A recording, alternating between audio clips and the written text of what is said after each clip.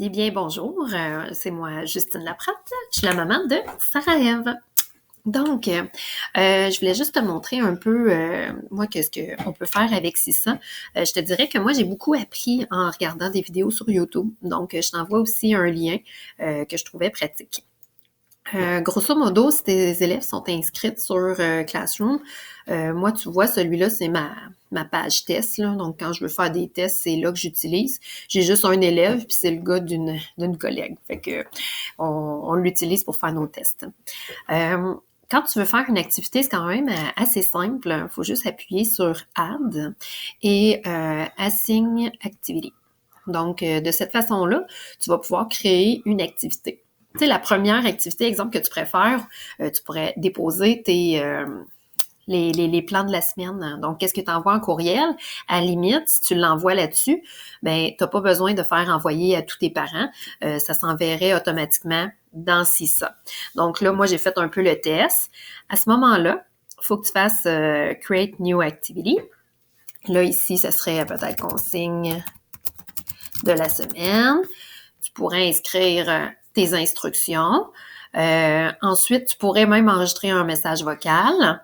Et ensuite, c'est important, il faut que tu ailles Add Temple for Student Response. Donc, en cliquant là, tu as différentes options. Si tu veux créer vraiment quelque chose de nouveau, tu devrais utiliser Drawing, excuse-moi en anglais. Ben moi, je l'utilise souvent, celui-là, quand, exemple, je veux faire une activité, je pourrais te montrer autre chose aussi. Sinon, si tu as déjà un PDF d'enregistré, puis que c'est ça que tu voudrais utiliser, bien, tu pourrais aller faire Upload. On fait Upload directement de ton ordinateur. Et là, moi, j'avais novembre 26 2020. Je le choisis. Et là, la page, elle va apparaître. Donc là, ça, c'est ta base. Tu pourrais rajouter des boîtes texte. Donc ici, tu pourrais rajouter des consignes avec le micro. Si tu veux prendre une photo d'un autre document, donc là, tu pourrais utiliser la photo. Les trois petits points, si tu veux rajouter des formes ou quoi que ce soit. Là, après ça, là, c'est possible de travailler avec. Là. Hop. On peut le personnaliser. L'élève, quand lui va le recevoir, il va avoir accès à tous ces crayons-là en bas. Donc, qu'est-ce qui serait pratique? Moi, pourquoi j'aime mieux utiliser la feuille papier? C'est qu'on aime ça écrire dessus. Donc, si on a fait quelque chose, on va le souligner. Si on ne l'a pas fait, on va le marquer. Donc, on se garde des notes, puis on l'utilise beaucoup, la feuille. Mais si j'ai juste le PDF, j'écrirai pas dessus. Mais si je l'avais par CISA, on pourrait déjà pratiquer Sarah-Ève à ouvrir son CISA, puis à utiliser les outils juste pour venir souligner qu'est-ce qui a été fait. Donc, de cette façon-là, ben, elle aurait utilisé CISA tranquillement pour éventuellement être capable de l'utiliser plus tard. Une fois que tu es prête, on clique sur le crochet. L'activité va s'enregistrer. Et il nous reste à appuyer sur... Oups, faut que je... Mon visage, il est là, ça m'empêche de cliquer sur... Hop, Save.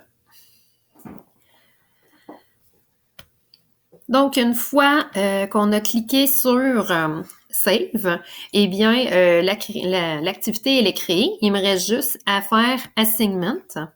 Et là, tu sélectionnes le groupe que tu veux utiliser. Donc, c'est envoyé.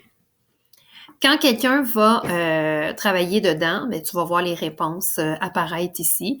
Si la personne veut le faire valider, ben là, ils vont te demander de l'approuver. Donc ça, c'est une première idée peut-être comment utiliser CISA. Donc, au lieu d'envoyer un courriel, ben, la feuille pourrait être déposée là une fois par semaine.